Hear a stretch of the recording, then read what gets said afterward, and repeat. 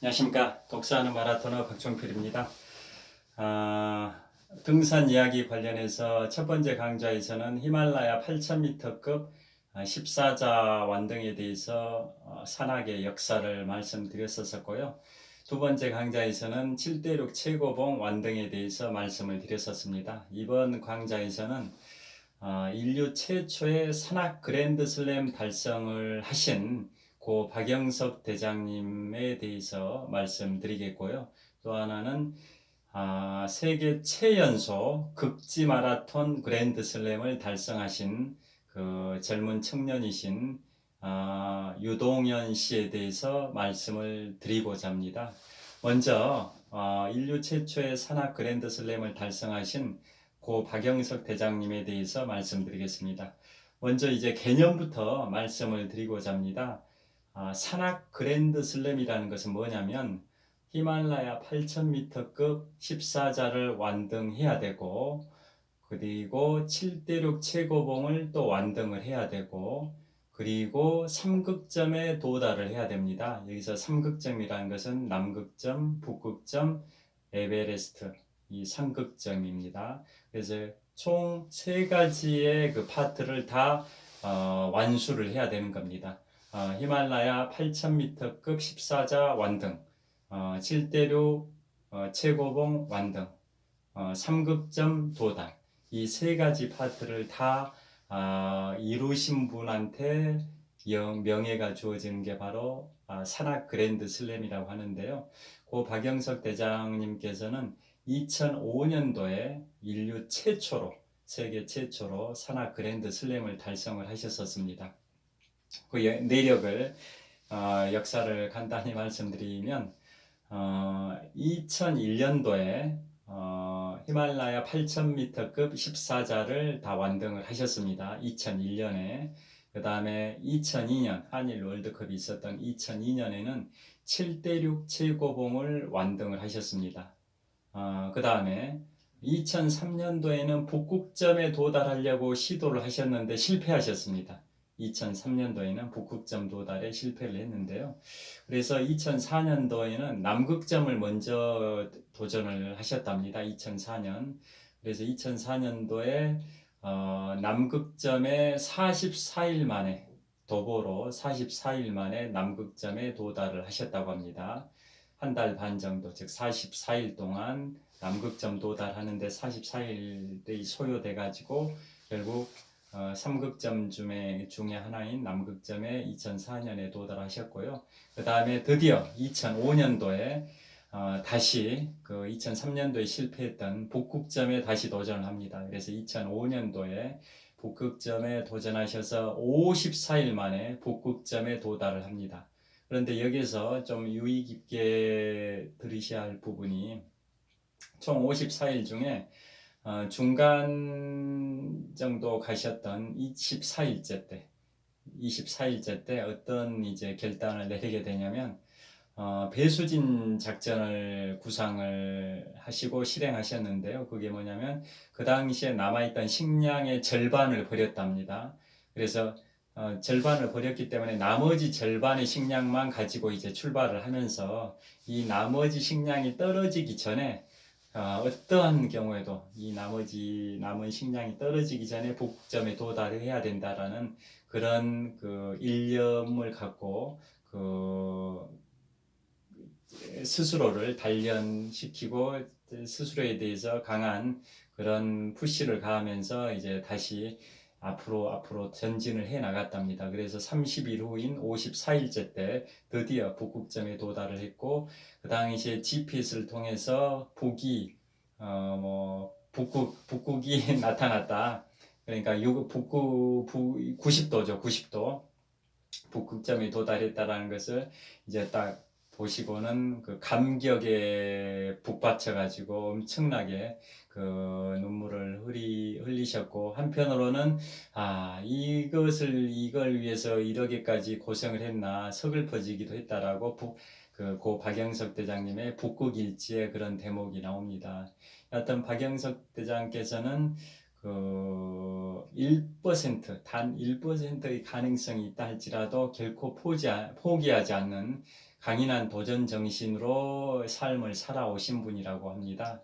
그래서 드디어 2005년도에 인류 최초, 즉 세계 최초로 산악 그랜드 슬램을 달성하신 분인데요. 그분이 산악 그랜드 슬램을 달성하실 때, 그러니까 뭐 히말라야 8,000m급 14자 완등, 7대륙 최고봉 완등, 삼극점 도달, 삼극점 도달 안에는 남극점, 북극점 말씀드렸고 에베레스트 이 세 가지를 합해서 삼극점인데, 에베레스트는 히말라야 14자 중에 하나에 속하니까 중복이 되는 거죠. 히말라야 14자 완등하고.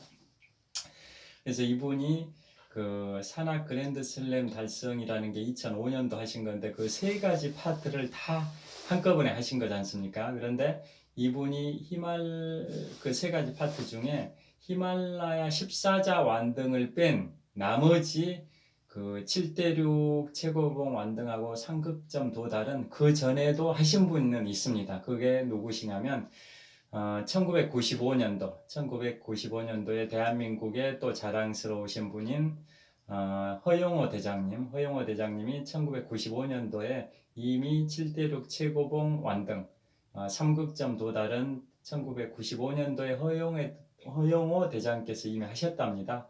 근데 그 허영호 대장님은 히말라야 14자 완등은 못 하신 거죠. 그래서 이제 박영석 대장님은 이제 2001년도에 그 히말라야 14자를 완등하시고, 2002년도에 7대륙 최고봉을 완등하시고, 2004년도에 남극점에 도달하시고, 2005년도에 북극점까지 도달해서 드디어 세계 최초로 산악 그랜드 슬램을 달성하신 분인데요.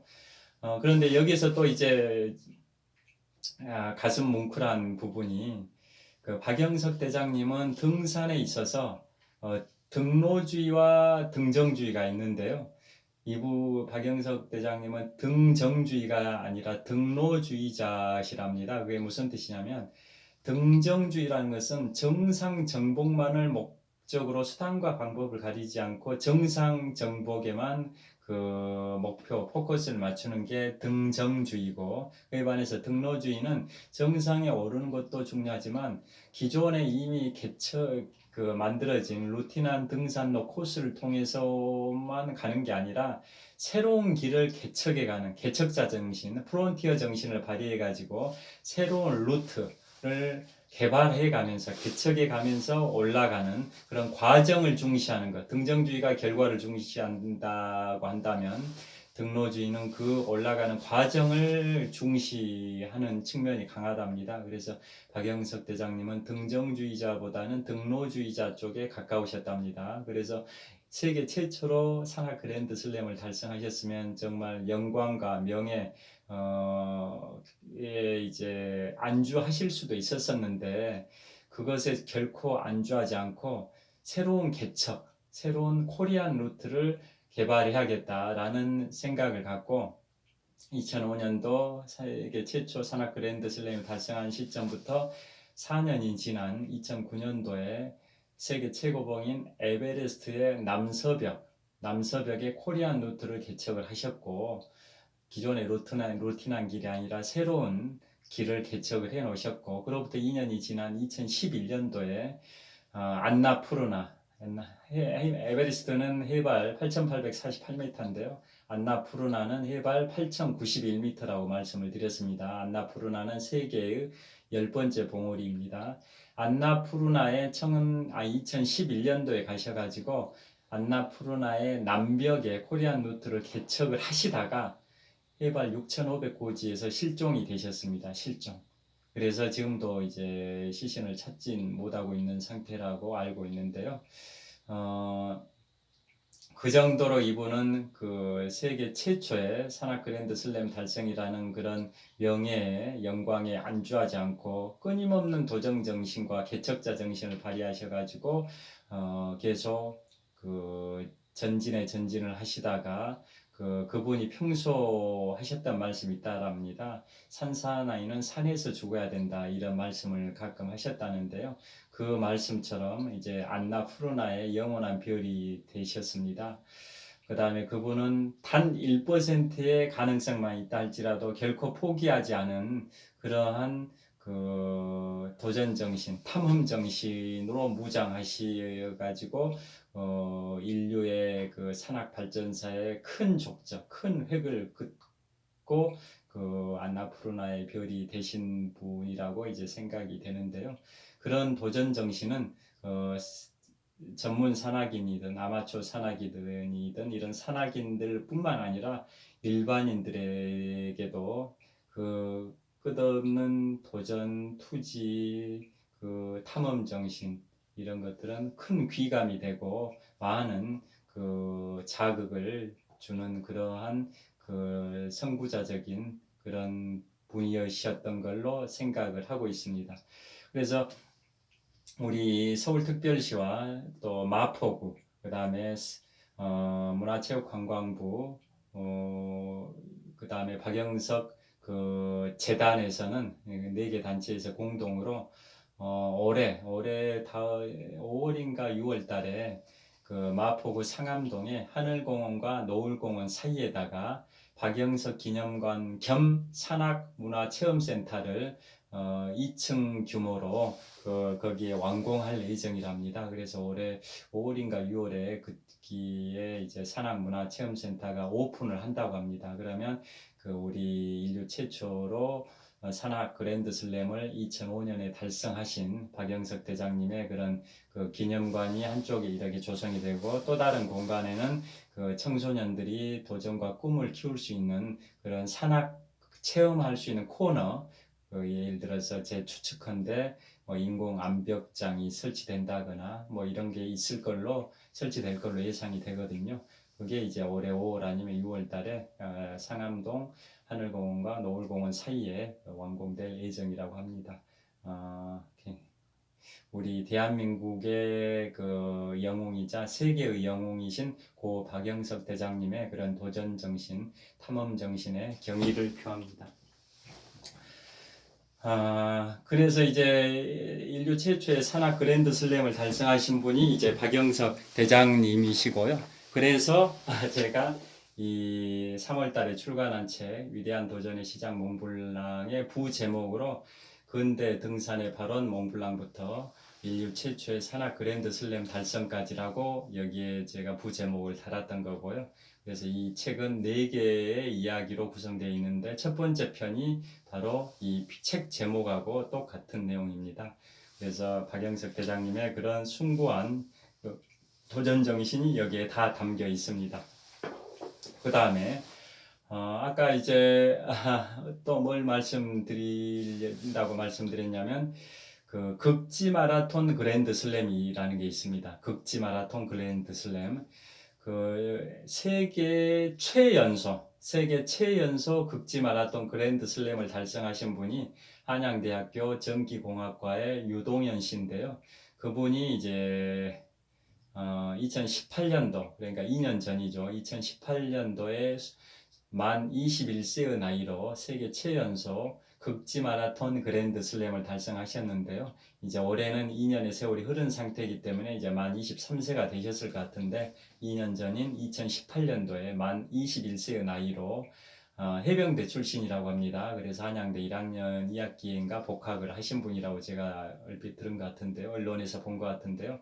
그 2년 전에 2018년도에는 만 21세의 나이로 세계 최연소로 극지 마라톤 그랜드 슬램을 달성하신 분이랍니다. 그러면 극지 마라톤 그랜드 슬램이 뭐냐면 우리 언론에서 가끔 들으셨을 수도 있는데요.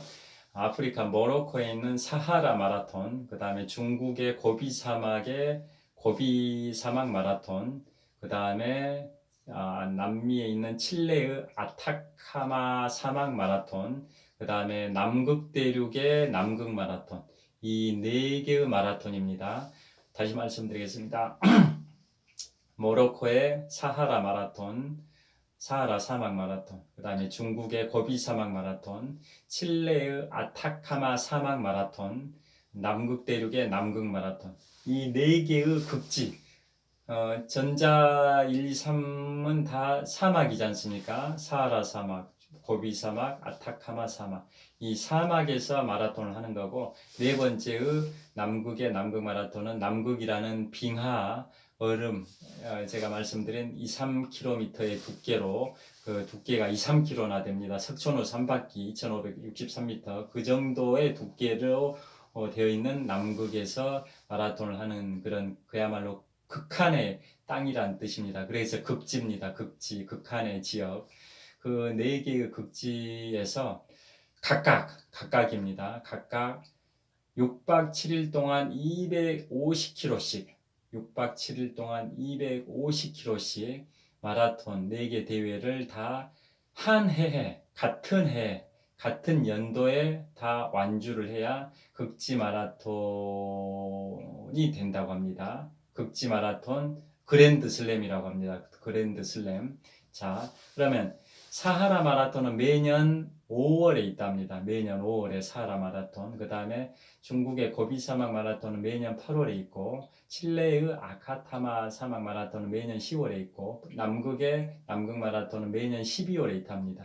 그래서 그 같은 연도에, 그러니까 그 유동현 씨는 2018년도 5월에는 모로코의 사하라 사막 마라톤을 6박 7일 동안 250km를 달렸고, 그 다음에 8월 달에는 중국의 고비 사막에서 6박 7일 동안 250km를 달렸고, 그 다음에 10월 달에는 칠레의 아타카마 사막에서 6박 7일 동안 250km를 달렸고, 그 다음에 12월 달에는 남극 대륙의 남극에서 6박 7일 동안 250km를 달린 겁니다. 그러니까 4개 지역에서 각각 6박 7일 동안 250km씩 달리는 것을 같은 연도, 즉 2018년도에 만 21세의 나이로 다 완주해가지고 총 누적 훈련 거리는 결국은 250km씩 네 군데 대회에서 완주했으니까 1000km를 달린 겁니다. 1000km. 서울 부산 거리가 한 412km로 알고 있는데요. 서울에서 한 판문점까지가 한 500km 정도 될 것 같습니다.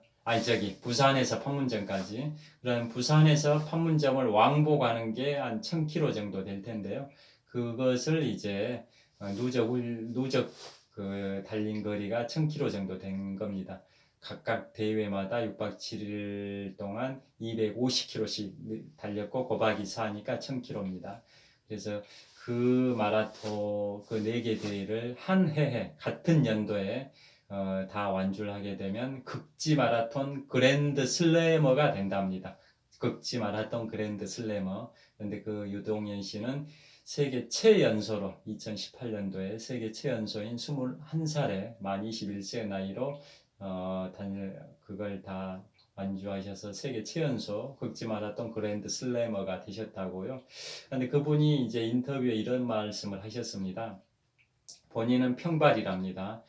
국민 마라토너 이봉주 선수도 평발이라고 제가 알고 있는데요. 평발이면 일반 발보다는 더 조건이 안 좋음에도 불구하고 그런 이봉주 선수가 성실성을 해가지고 국민 마라토너의 반열에 오르신 거지 않습니까? 그렇듯이 유동현 씨도 평발인데도 아직 안 좋은 조건인데도 그러게 그 극지 마라톤 그랜드 슬래머 그것도 최연소가 되신 거고 세계 최연소. 또 더더구나 그분은 유동현 씨는 무릎이 아파가지고 무릎 수술을 하신 적도 있답니다. 그 정도로 안 좋은 조건인데도 세계 최연소 극지 마라톤 그랜드 슬래머가 되셔서 너무나도 자랑스럽고요. 그 다음에 그분이 또 인터뷰에서 이런 말씀을 하셨습니다. 사람은 누구나 잠재력이 있다. 그런데 도전 정신, 도전하지 못하면 잠재력이 없는 거나 마찬가지다. 그래서 누구나 잠재력이 있기 때문에 도전을 해서 그 잠재력을 그 성공으로 이끌어야 된다. 이런 취지의 그 인터뷰 기사를 제가 봤었었는데요. 그만큼 이번에 이제 도전 정신이 굉장히 강하신 것 같고, 그래서 2년 전에 그걸 달성하셨을 때 인터뷰에서 이런 말씀도 하셨습니다.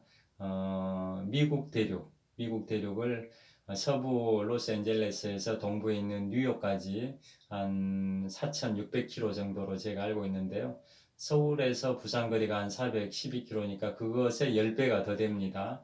그 거리를 자전거로 미국 대륙을 횡단할 계획을 갖고 있다라고 인터뷰한 내용을 제가 들은 적이 있습니다. 이처럼 이제 유동현 씨는 정말 젊은 분들한테 도전 정신을 일깨워주는 그런 귀감이 되는 훌륭한 분인 것 같습니다.